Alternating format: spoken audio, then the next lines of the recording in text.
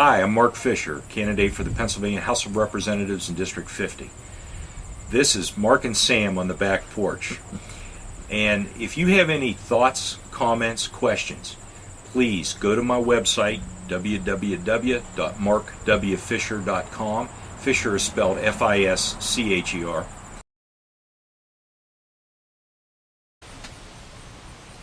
Welcome back to Mark and Sam on the back porch. Mark, I want to talk now a little bit about some studies you reviewed that once again paint a horrible picture for the 50th District. It puts Greene and Fayette County in 2 of the 3 lowest spots in the state. And you talk more about it. Here we go again. Right. You know, we're absolutely the worst at everything, according to people that study this, and I disagree strongly with this kind of foolishness. But there was an article last week, this was in the Herald Standard. People can look it up online. I think it started I don't know, it was the 18th, or I think the 18th was the first day. I'm not positive. Look it up. It's health study results, and this has to do with a university study, University of Wisconsin, and the Robert Wood Johnson Foundation. They gather statistical information across the country to rate how you're doing. Okay, so they studied Pennsylvania, and Greene County was 66 out of 67, and Fayette was 65. So there you go. Now the last county, the worst, according to the study, was Philadelphia County. Yeah, it says Philadelphia County, so Philadelphia. How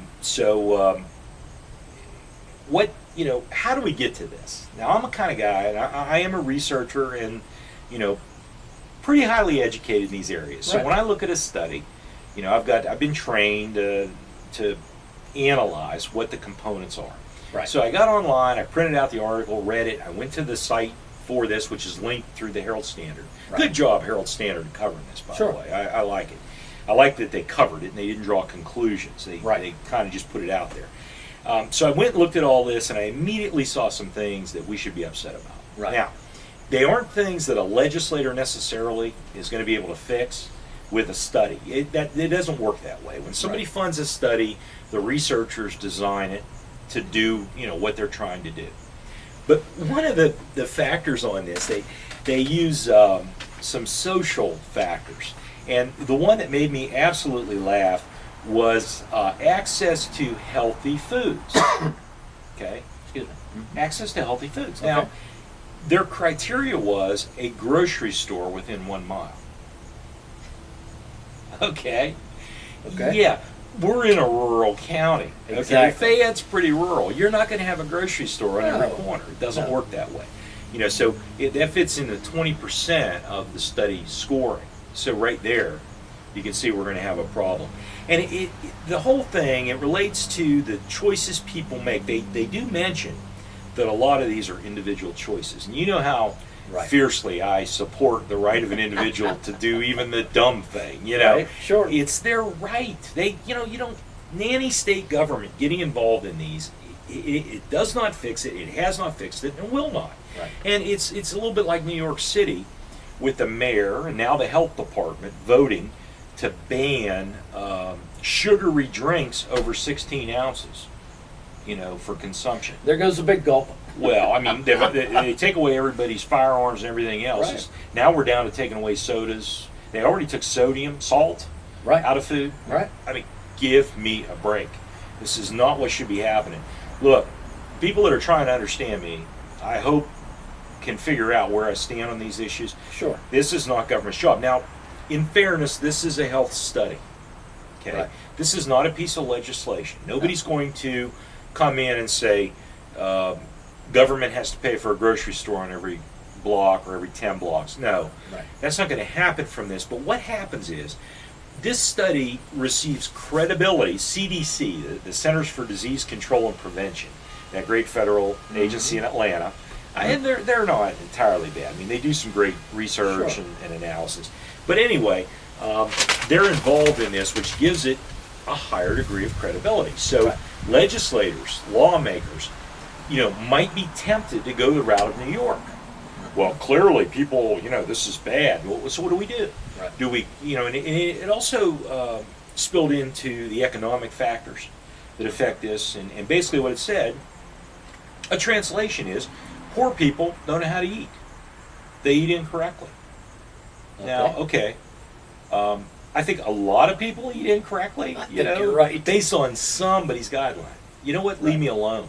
Right. Leave me alone. If I want to eat a hamburger, I'm going to eat it. That's right. I don't really care what government thinks. I don't care what these study people think. I'm over it. Right. But you don't want to get in a situation where lawmakers take this kind of thing and say, well, it's a crisis, the favorite words. Mm-hmm. We must act. Right. So what are the tools? What would you do as a legislator to fix this problem? I mean, other than banning something or forcing people to eat an apple every day. Or put grocery stores on every corner. Okay, you've got very few options. Right. And the reason I wanted to talk about this, I wanted to do this segment, is for people to understand, I get it. I feel for them. I know how frustrated they are when they get another regulation, another Right. rule. Now, this is a bit of a difference between the political parties. I want to point that out. My opponent has embraced Obama's way of doing business. Sure. She absolutely loves the way he operates. This is the way he operates because he's never had a real job in the real world.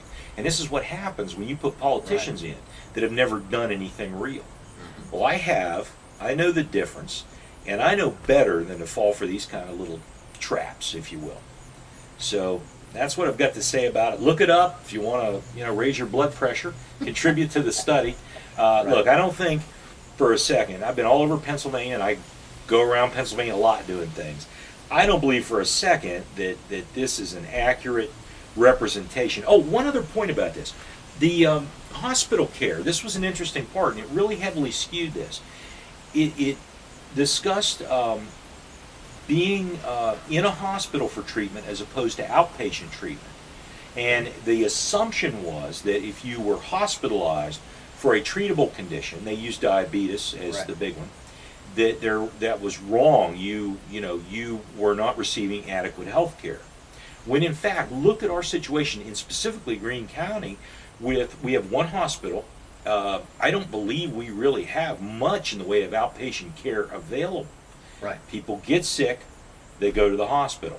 We don't have the outpatient care available. It's more of an issue about the kind of care that's available than it is the way that people choose to use it or the way they can Right. pay for it or any of those issues. And I think that skews this report as well. But these are things you've got to read into. Right. Now, and quite frankly, that's a small community. Because it's not about, if you let government force these things, you're not going to be able to afford them. Your taxes are going to go up because government's going to pay for it. When you choose to live in a small community or a rural community, Right. some of these things go with it, and it's about the choice. Government, don't choose for me. Stay the heck out of my life. Right. Well, you heard it from Mark Fischer. He's running for representative in the 50th district, and this is Mark and Sam on the back porch. We're going to have more for you.